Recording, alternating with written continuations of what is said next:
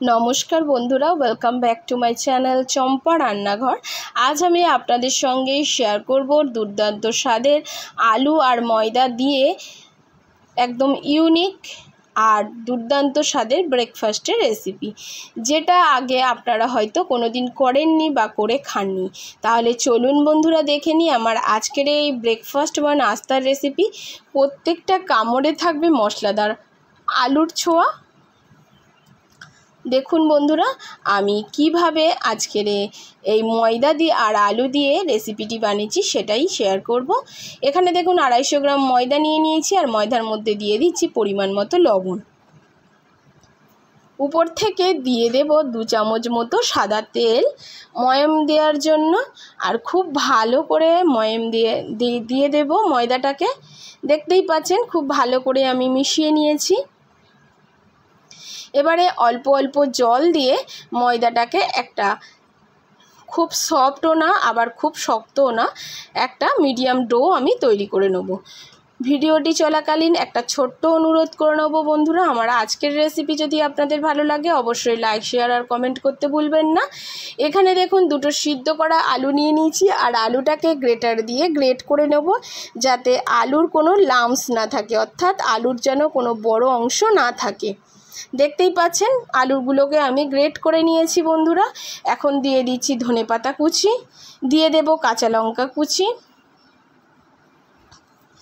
দিয়ে দেব পরিমাণ মতো লবণ, দিয়ে দেব চাট মশলার গুঁড়ো। এখানে চাট মশলাটা দিলে বন্ধুরা আলুর টেস্টটা আরও দারুণ আসবে।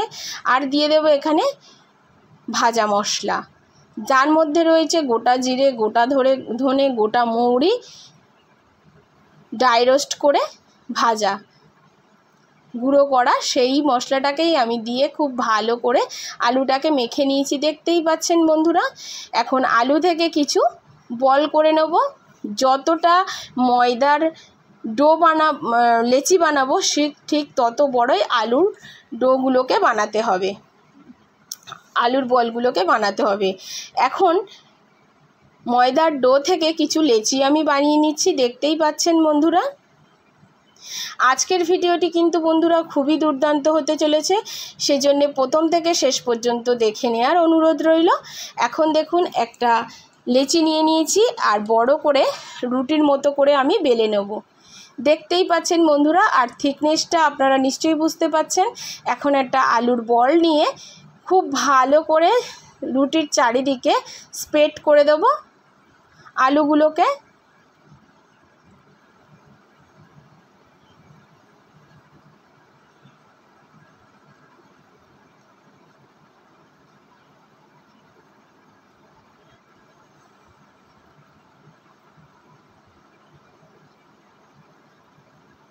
আশা করছি বুঝতে পাচ্ছেন আমি কিভাবে আলুগুলোকে রুটির মধ্যে দিয়ে দিচ্ছি। এবারে 2 সাইড দিয়ে মুড়ে দেব, উপর দিয়ে একটু ময়দা ছড়িয়ে দিলাম যাতে চ্যাটচ্যাট করে লেগে না যায়। এবারে দেখুন 2 পাশ দিয়ে রুটিগুলোকে ঠিক এইরকমভাবে একটু মুড়ে দিলাম। দেখতেই পেলেন, থিকনেসটাও দেখিয়ে দিলাম।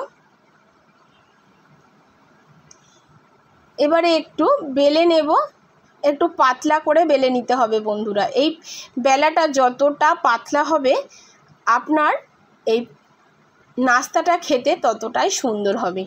দেখতেই পাচ্ছেন কতটা পাতলা করে বেলে নিলাম, যে ভেতর দিয়ে আলুর পুর দিয়েছি সেটা কিন্তু দেখা যাচ্ছে। এখন এটাকে রোল করে নিতে হবে। যতটা পারবেন একটু রোলটা কিন্তু টাইট করে নেবেন। যেহেতু আমার জায়গাটা ছোট, সেজন্য যতটা পাতলা করে বেলেছি ততটা রোল করে নিলাম। আবারও একটু বেলে নিয়ে এটাকে আবারও একটু রোল করে নিচ্ছি। আশা করছি বুঝতে পারছেন যে আমি কিভাবে এই সন্ধেবেলার জলখাবার বা টিফিনটি বানিয়ে নিচ্ছি। বন্ধুরা, এই সন্ধ্যার সময় যদি এই টিফিনটি বানিয়ে খাওয়া যায় চায়ের সাথে অসাধারণ লাগে। এখন রোলটা হয়ে গেছে, মধ্যিখান থেকে একটু আঙুল দিয়ে চেপে একটা ছুরি দিয়ে লম্বালম্বি ঠিক এইরকমভাবে কেটে নিলাম। পুরোটা কাটতে যাবেন না বন্ধুরা, একটুখানি রেখে দিয়ে তারপরে কাটবেন। পুরোটা কেটে ফেললে কিন্তু এটা বানাতে পারবেন না। আশা করছি বুঝতে পেরেছেন আমি কিভাবে কেটেছি, আর লেয়ারগুলো দেখুন কতটা সুন্দর হয়েছে। এইভাবে এটা একটু থিকনেসটা মোটা, এইভাবেও আপনারা ফ্রাই করে নিতে পারেন, স্যালো ফ্রাই বা ডিপ ফ্রাই। কিন্তু আমি এটাকে একটু বেলে নিচ্ছি, বেলে একটু পাতলা বানিয়ে নিচ্ছি, তাতে কিন্তু এটা খেতে অসাধারণ লাগবে। উপর দিয়ে একটু ময়দা ছড়িয়ে দিয়েছি, দিয়ে এটা ডিম্বাকৃতি আমি বেলে নিলাম, দেখতেই পেলেন। আর দিয়ে দিচ্ছি একটু কালো জিরে, গুলোকে একটু চেপে দিচ্ছি যাতে এর মধ্যে খুব ভালোভাবে সেট হয়ে যায়। দেখতেই পেলেন বন্ধুরা কত সুন্দর করে এটাকে বানিয়েছি। আর একটাও আমি বানিয়ে দেখিয়ে দিচ্ছি। আবারও একটা রুটির মতো আমি বেলে নিচ্ছি, বেলে নিয়ে উপর থেকে আমি এর মধ্যে আলুর পুরটাকে ভরে দিচ্ছি। চারিদিকে রুটির গায়ে স্প্রেড করে দিয়েছি, দিয়ে দুপাশ থেকে রুটিটাকে ঠিক এইরকমভাবে আমি মুড়ে নেব। আশা করছি বুঝতে পারছেন আমি কিভাবে করছি। এবারে এটাকে বেলে নিয়ে এটাকে রোল করে নিতে হবে। প্লিজ বন্ধুরা সাপোর্ট করবেন। আমার আজকের রেসিপি আপনাদের কেমন লাগছে অবশ্যই বলবেন। আর এটা কিন্তু অবশ্যই কমেন্ট করে জানাতে ভুলবেন না যে আপনি কোথা থেকে আমার ভিডিওটি দেখছেন। সেম প্রসেসেই কিন্তু দেখুন বেলে নিয়ে আমি এটাকে রোল করে নিচ্ছি। আপনাদের বোঝবার সুবিধার জন্যে আমি আবারও একটা বানিয়ে আপনাদেরকে দেখিয়ে দিচ্ছি। দেখতেই পাচ্ছেন রোলটা কেমনভাবে আমি বানিয়ে নিচ্ছি। এইবারে দেখুন বন্ধুরা এটাকে আঙুল দিয়ে একটু মধ্যিখানে চেপে দিতে হবে, চেপে ভাঁজ করে নিতে হবে। রোলটা কেমনভাবে করলাম দেখলেন, আঙুল দিয়ে চেপে নিলাম, নিয়ে এই যে ভাঁজ করে নিলাম। এবারে ছুরির সাহায্যে লম্বালম্বি কেটে নেব।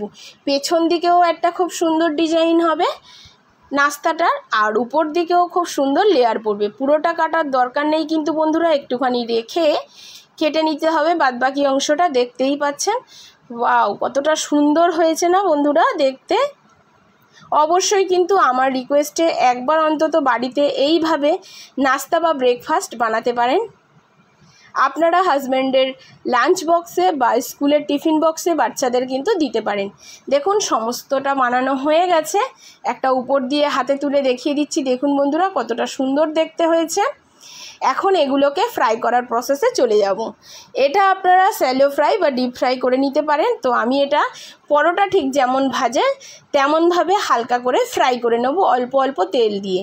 প্রথমে একটা দিয়ে দিলাম, আমি প্যানের মধ্যে কিন্তু কোনো রকম তেল আগে দিইনি, পরে কিন্তু তেল দিয়ে দুপাশটা হালকা করে সেঁকে নিয়ে তেল দিয়ে এটাকে ভেজে নিচ্ছি। দেখতেই পাচ্ছেন বন্ধুরা খুব সুন্দরভাবে এটা ফুলে উঠবে, খুব সুন্দর দেখতে হয় বন্ধুরা, ততটাই সুন্দর উপরের কালারটা আসে। দেখতেই পাচ্ছেন, আশা করছি বুঝতে পাচ্ছেন যে আমি কিভাবে এটাকে ভেজে নিয়েছি। প্লিজ বন্ধুরা সাপোর্ট করবেন আর পাশে থাকবেন। আপনাদের একটি লাইক, একটি শেয়ার, একটি কমেন্ট আমাকে এগিয়ে নিয়ে যাবে। দেখতেই পেলেন কতটা সুন্দর হয়েছে বন্ধুরা।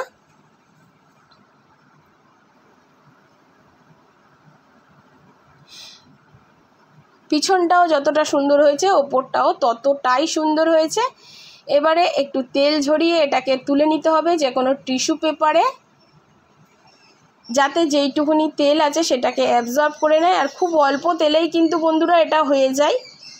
একটা প্লেটে সার্ভ করে আমি আপনাদের দেখিয়ে দিচ্ছি। দেখুন বন্ধুরা কতটা সুন্দর হয়েছে দেখতে, আর কালারটা তো অসাধারণ এসছে, টেস্টটাও কিন্তু অসাধারণ ছিল বন্ধুরা। দেখতেই পাচ্ছেন, সামনে দিয়ে দেখিয়ে দিচ্ছি।